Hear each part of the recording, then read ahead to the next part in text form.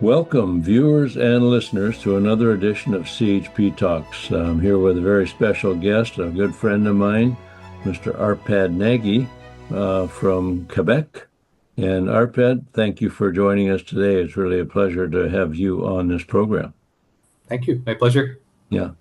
For those who may never have had the pleasure of meeting Arpad, Arpad is the political operations director for the Quebec Life Coalition, or he's been working with the Quebec Life Coalition, Campagne Québec-Vie, for about 3 years. He is the eldest son of, born in Canada, the eldest of 8 children, born to Hungarian parents. Before he got into this political pro-life work, he worked with his hands, manual labor. He was a maintenance guy in one of the oldest buildings in Montreal, the old seminary of the Sulpicians, which was a society of priests, and it was one of the oldest buildings in Montreal. He also, probably not too many Canadians can say this, he has planted 1.2 million trees in Western Canada in the replacement of forests after logging has taken place. I've done a little bit of that, but I've never planted 1.2 million trees. So thanks for contributing so much to our environmental standards in Canada and creating a new forest that we can harvest and use. One of God's great blessings to us is forests. And now, today, he is a candidate, an independent candidate, running in a by-election in the Quebec province or Quebec provincial district of Arthabaska. Do I say that correctly? That's correct. Yeah. Arthabaska. We have in in the Western Canada, they have Athabaska, so it's not completely a foreign word to me, but Arthabaska, I thought that was interesting. And how far is Arthabaska from Montreal? It's about 2 hours east of Montreal. Okay. Just another random note. I'm still living in the South Shore of Montreal, but I'm in the process. After this by-election, I'll be moving an hour west of Gatineau. I finally found a house I could afford. Of course, with the housing crisis, I have to go very far away to find something that I could afford. So my sentiments to everyone renting and trying to look for somewhere where they can live for affordable price. But Now, congratulations on that. What a pleasure to be able to afford a home. And of course, with our housing crisis in Canada, all that's gone on to produce that, more people than homes, basically, supply and demand.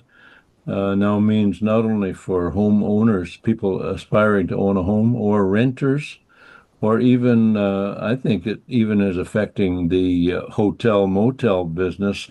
We just traveled in Alberta and we found prices were through the roof on, not high-end motels, but very reasonable accommodations. I mean, they used to be reasonable priced, and now it's getting quite high. There's just a shortage of accommodations. But you are the pro-life independent running in Arthabaska, and how did you decide? What made you decide to throw your hat in the ring, and what are you facing there in the provincial district of Arthabaska?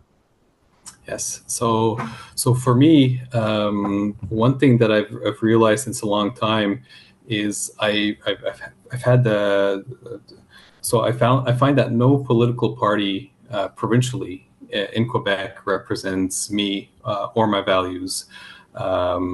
And I sense that a lot of Quebecers are in that situation. There's in a sense, it seems to me that there's a lack of trust in political parties.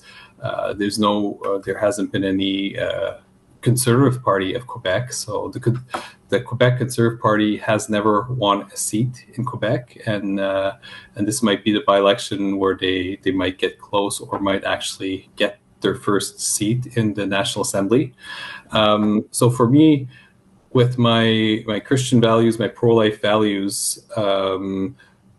I find that there's a big lack in the political in politics in Quebec. So I'm sure a lot of your audience across the country view Quebec as a very left-leaning province that much more so than the rest of Canada. So I kind of see that it is necessary to do something to change that reality. I sense that a lot of Quebecers are simple, down-to-earth people that are not promoting, socialism or abortion all the way. That they're balanced. They lean to the left, but they are common sense people, and I think there's space for me as an independent to make a dent, to actually bring my values and the people that I represent to the forefront of the political discourse. And strategically also, we were 1 year before the Quebec general election. So if I do moderately well, and my ideas gain some traction, I'm hoping that at least some of the political parties will take my ideas and run with them in a general election. So I kind of want to force our political parties to do better. So, Arpad, you are running against how many candidates in this election? It should be around 7 or 8. Yeah, 7 or 8 candidates. And of course, you have unique views. We hope that the people of Arthabaska have the opportunity to hear what you have to say. And you're running against one of the candidates who's also contesting this election is the leader of the Conservative Party of Quebec, probably a pretty high name guy, and I'm sure he's pretty keen on trying to win this election. How do you feel running against a number of other candidates? I know you're prepared for the task, but do you feel intimidated at all? I do not. I do not feel intimidated. I'm ready. I'm charging. I'm not really running directly against the leader of the Conservative Party. I'm really running to bring my ideas to the table and to challenge all of the candidates running in the political parties that their ideas should be improved on. So I'm not. In my, I guess if we look at whether or not what I expect in terms of results, I think I could get a pretty good showing at this in this by-election, because it's the middle of the summer. It's a by-election. A lot of people are disheartened about politics in Quebec, and I don't expect a great voter turnout, which means that I could get a much higher percentage of vote with the same amount of votes that I would get in a general election. I also think that as an independent candidate, I do have a draw that I represent. I already said it a bit, but that I represent a lot of people that are political orphans that don't feel like any of the parties represent them. So I'm there to challenge the status quo, to try to make our political parties do a better job at representing the constituents. And if there's a good chance, so I am looking forward to seeing the results, to seeing the support that I could get. And if I do get elected, as in I consider that there is a very slight possibility of winning as an independent. We don't really see many independents elected, nor on federal level, nor on provincial level. But I'm ready to go to National Assembly and represent the people of Arthabaska if they want me to. So if they vote for me and I win, I'll be going to National Assembly. Very good. And I know from how hard you work in your role with the Quebec Life Coalition that if you are elected, you will work hard in the legislature and we certainly think that would be a great thing for the people of Arthabaska. So appreciate you clarifying that for me. Yes, yes. So interestingly, I was jumping back a couple of months. There was another by-election in February that I was intending to run in. It was January, February, March. It was around that time at the beginning of the year. And I couldn't because I had work obligations. So I was, both had a week as an observer at the United Nations. I was also at the ARC conference during that by-election. So it was not feasible for me to run in that by-election. And after that by-election, I told myself, if there's another one called before the general election, I will be running in it. So I decided already at the beginning of the year that I'm going to run in it. Yeah. Before the leader of the Conservative Party decided for himself or announced that he is running. So I'm not running necessarily against him. I would say I'm running against all the other candidates to bring my values to the forefront. Sure. Well, a couple of things you've mentioned, I'll say, like right now we have a candidate in the by-election in Battle River, Crowfoot, the district in Alberta where Pierre Poilievre is hoping to gain a seat. We have Jeff Willerton running there, and our idea is that the voters there deserve a solid pro-life, pro-family, pro-freedom candidate, and we're not running to undermine anybody. We're running to present better policies that our country needs, and our future generations need policies that will protect innocent human life, family values, and of course, personal freedom, freedom of speech, freedom of conscience, and all those things. And I'm sure those are the things that you're representing. I'll just say for the audience here, this isn't the first time we've met. I've had the pleasure of spending some time in Montreal with you. And you were even so gracious to host me in your home.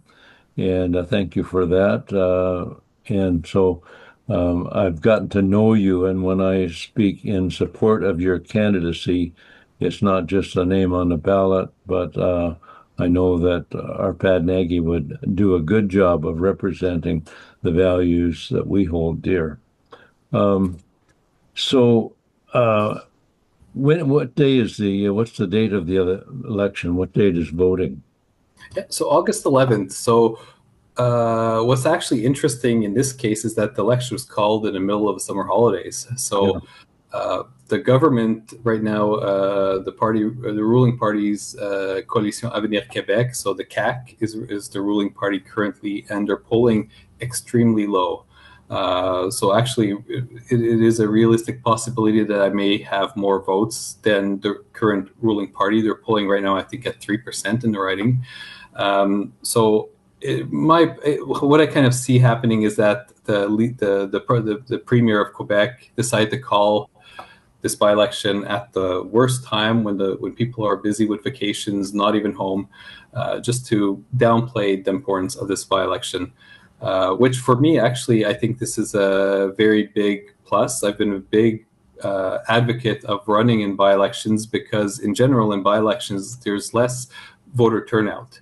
And here in the middle of summer, there will be even less voter turnout. Yes. So in that case, with the same amount of votes, if I could have the same amount of votes as in a general election, I may have 2 or 3 times more of a percentage in it. So, yeah.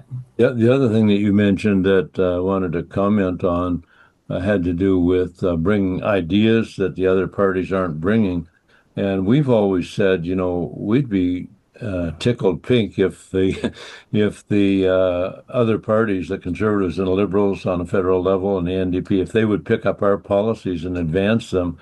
We don't care who gets the credit as long as good policies are enacted in this country. Sure, we would like to be in Ottawa representing these values, but if the Conservatives, for instance, decide that it's a good idea to start protecting innocent human life, strengthening traditional family values, and protecting freedom of speech, we would pat them on the back. We'd be behind them all the way. But anyway, so getting these ideas out there, I think it's important. And And somehow the pro-life position particularly has been often misunderstood, mischaracterized. The media has basically called it a losing proposition that if you're pro-life, it's going to work against you in the polls.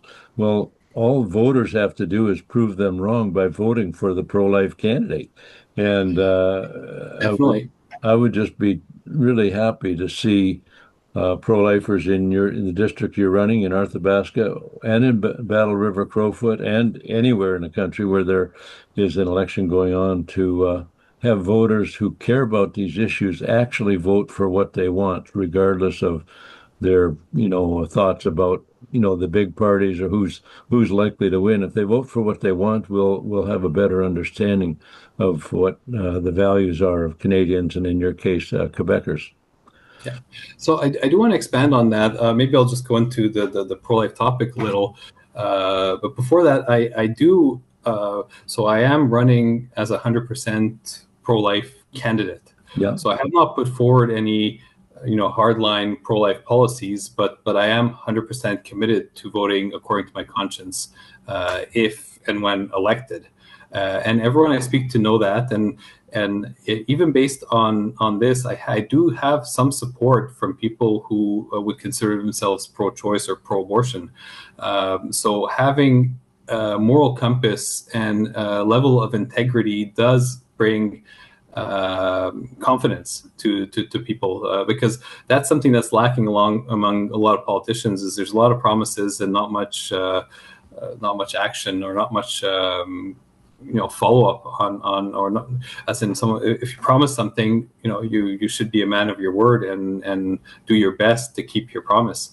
And I think a lot of people realize that politics is a game. So I think there is that need for that integrity, that honesty, that a pro-life candidate can bring to the political spectrum, and not have to compromise and necessarily lose popularity because of it. So I do think that's also partly why I'm running, is to put good ideas into the political discourse, but also like what you said, that speaking that the idea that being pro-life is a losing issue, and that's totally the opposite. And statistically in Canada, pro-life candidates have done better than pro-abortion candidates in terms of proportion of how many of them get elected, and especially in Quebec. I think in Quebec we do need to show that the pro-life position is something that's worth considering and supporting. And another thing on the pro-life position is there, like, I'm committed 100% to pro-life, but most, in my opinion, a lot of Quebecers are somewhere on the pro-life, pro-choice spectrum, as in very few people that I've spoken to are 100% for abortion all the time in all situations. So to be sensitive of where people are at is important to be able to reach out to people, find common ground. I think that's something that's very, very important. There's something else I want to say on that. Well, we'll get back to it. I'm sure if it's important, it'll come back to me. Yeah. No, that's right. And I think, the media over the years has been very effective in, getting many people to believe that pro-lifers are narrow, bigoted, uncaring, or whatever. And of course, the opposite is true, as you know from within the pro-life movement, the organization you work for, Campagne Life Coalition nationally, and other pro-life organizations are some of the most loving, caring people that there are. And I think, this question of how we help young women and girls with who are facing unplanned pregnancies, how we help them to make the best choice for themselves and their little one, choice that they won't regret, because what is hidden from the public often is the agony that many women go through. We see it at the March for Life, the women saying, I regret my abortion. and they want to save other women the pain of losing a child that way and having to deal with that. And of course, it goes back into other issues having to do with sex education in school and some of the things that lead to unplanned pregnancies. But anyway, very good. So, what other issues that would you say are at the top of your list? I mean, that's a big one, and it's an important one. But I'm sure in Quebec there are other, provincial issues, economic issues that you want to speak to. Okay. So just to go back to what you just said, you said exactly what I was looking for. Is that pro-lifers are often demonized as someone who cares, for the woman just until they give birth, and then after, they just leave them. But that's exactly it. Is as someone running for office, one thing that I definitely want to portray is a spirit of compassion on those suffering. So whether it's the stress of an unplanned pregnancy, whether it's the regret of having gone through an abortion, as in, I'm not going to generalize and say that everyone regrets their abortion, but for those that do, I definitely want to, be a listening ear, and at least I don't want people in Canada to keep living in a state of stress, of suffering, no matter what it is, whether related to abortion or any other trauma or stress that they're going through. So I think bringing a charitable heart to the table is something that is important. Bringing compassion for the individual that's going through a difficult time, and jumping to euthanasia, and there also were. We've become a society where we have a lack of. It seems like we've become very individualistic. As in, I guess a question to that I like to ask is, how often do we visit the elderly or the sick in our communities, and in a way we need to rebuild a culture that cares for the individual, that cares for the neighbor, because loneliness is something that a lot of elderly are going through, and youth, and I'm not sure if that's. I think that's one of the top reasons why people choose euthanasia, is because they don't have that support network, that the love that every human being deserves and needs.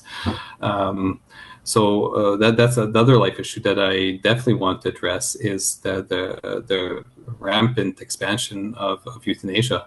And for me personally, I would just chuck the whole thing out the window and as in go back to when we did not have euthanasia.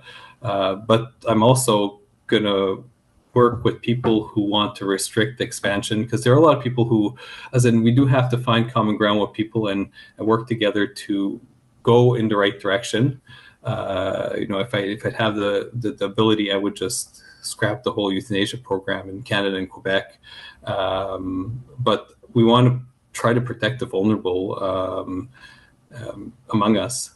And even in our churches, I think it's very important to be conscious that a lot of people are suffering quietly, and I think a lot of churches do very well. They're very proactive in reaching out to their members, their community. But that's something that I think we just need to always be conscious of, is that even among our immediate network, there might be people who need help, who need companionship. So I also want to bring the spirit of community and compassion to the table.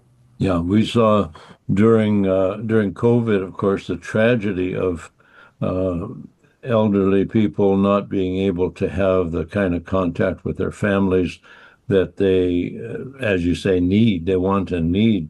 And so that a lot of loneliness and despair, helplessness set in during that time. We don't want to relive that time. We want to emphasize how important it is for people, maybe the elderly particularly, but every human being needs contact with other loving human beings, and the best place for that generally is the family, but other supportive networks of people also. It's important that we make it possible for people to be that support, that arm to lean on, that hand to hold, that voice of comfort and encouragement. So now I mentioned a little bit ago, what, as far as economics, what are the outstanding economic issues in Quebec that you would, seek to put your stamp on one way or another? Okay. So one thing that I want to bring forward is that I expect all parties to strive to have a balanced budget, as in we owe it to the next generation. We can't live beyond our means. So in terms of budget itself, as in Quebec is known for having the highest taxation rate among all provinces, and the most expansive social programs or social net to care for the vulnerable, and that's something to be praised, but also that's something to be cautious of and to figure out where to invest more, where to invest less, the programs that are necessary, and also where to pass on responsibilities to a lower governmental entity or nonprofits. So one thing tying into another issue that's close to the heart of a lot of our supporters is the attack on churches. So the threat of removing the charitable status. This is happening federally, but so many faith-based groups contribute so much that removing the charitable tax status would create so much more expenses that the government would have to cover. So for me, we need to support. We need to guarantee that faith-based charities continue to be positively seen within society and continue to have their charitable tax status. In terms of economy, so one thing that I also think is important is no country can survive without energy. So the whole question of the pipelines, different forms of energy, wind, hydro. Quebec since the 60s has been a powerhouse for hydroelectricity. So we've been doing green energy for a very long time. So I think it's important to keep building and reinforcing the energy sector in Quebec, examining alternatives, and innovation. I think is key to that. There's a lot more new technologies that are coming in that can help us be more resilient on the energy front. In terms of natural resources, that's something also that Quebecers seem to oppose a lot is the pipelines and oil. Quebec doesn't have much oil, but we do have a strong forestry sector. So there also and mining also. Forestry and mining are pretty strong in Quebec, and without developing our natural resources, I think we're losing out a lot on where we can be economically. Also a note is with the whole green, the strive for green energy and EV vehicles and the attack on carbon dioxide, as in my opinion, most of this is virtue signaling, as in we're forcing something on consumers. We're forcing an idea that carbon dioxide is bad, that EV vehicles, that gas vehicles have to be stripped from the market by 2035, or I don't know what the date what the year that they're looking at right now. But as in, we need to have a balanced approach to the economy. We need to be realistic. We can't just cut out in 10 years all gas vehicles. Yeah.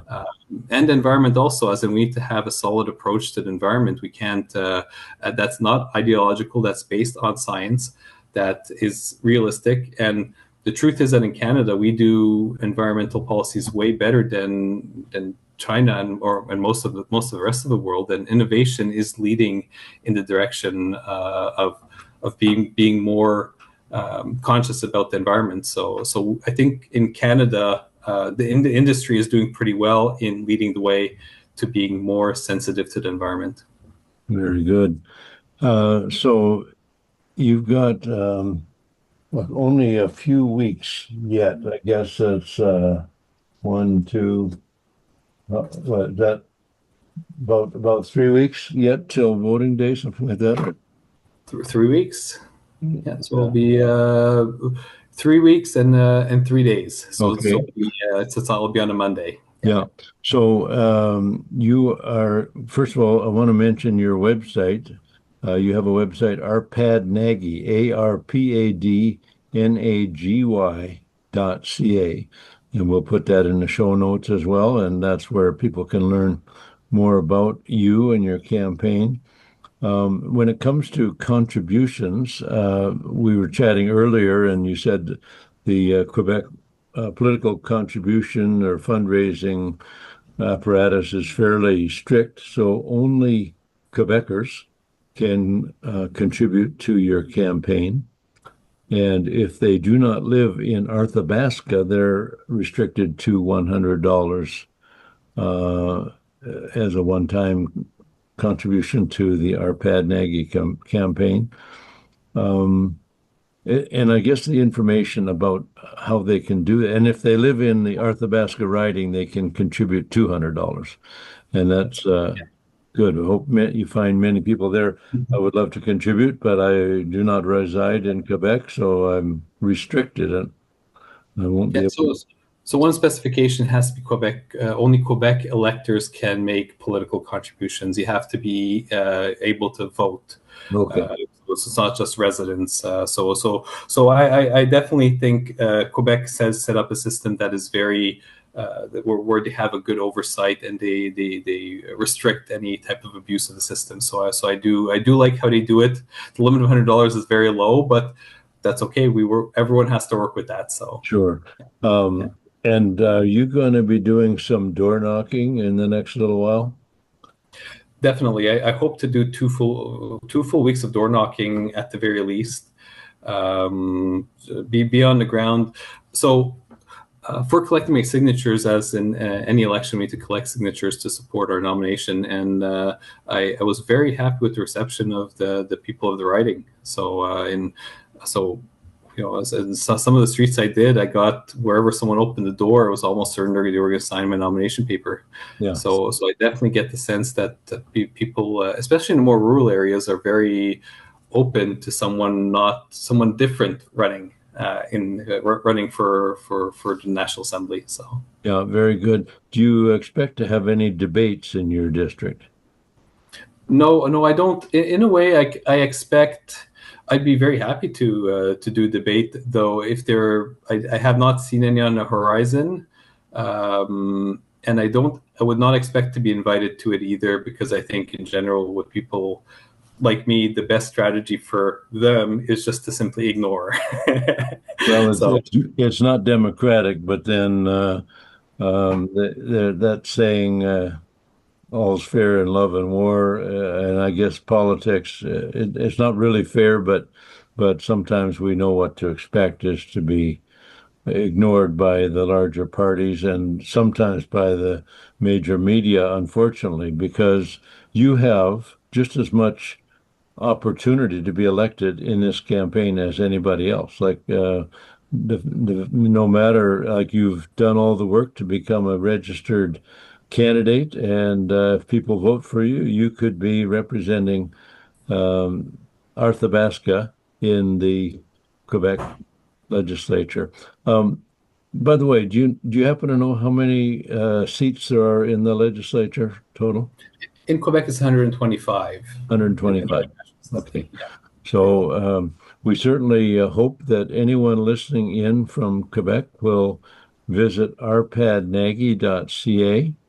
And what's your final thoughts you would like to make sure you leave with our listeners before we close? Okay. Well, Well, one thing in terms of other policies and ideas that I talk about is that there's a lot of things in Quebec that are related. A lot of things in Canada, because we're facing the same problems: is the economy, the inflation, the housing crisis, the healthcare crisis, immigration. The question of who we are, our identity, the falling birth rate, the plummeting birth rate. So all of these are issues that some of the parties address them separately. They'll address the housing crisis and focus on that. They'll talk a bit about immigration, but not too much. But the reality I see that all of these huge issues are working together and are pulling us down. So I think we need a strategy to look at all of the important issues that we're facing today, not as separate items. So just for example, if you link the housing crisis and immigration, if we keep bringing in more immigrants than we're producing houses, doesn't matter if we produce 1 million houses and bringing in 1.1 million immigrants, we're still at a deficit, and that crisis is still getting worse. So we need to look at the big picture and how we can solve our problems by really considering that everything is influencing everything. Very good. That's good. We need cohesive policies that address all the various issues. Ladies and gentlemen, vote for Arpad Nagy. If you live in Arthabaska, if you live in Quebec, make a donation to his campaign, and the rest of the country, pray for him because he is representing, as we do, the values of life, family, and freedom. Arpad, thank you for joining us today. Really are glad that you're running in this campaign, and we look forward to hearing the results. Thank you very much, Rod. Bye-bye.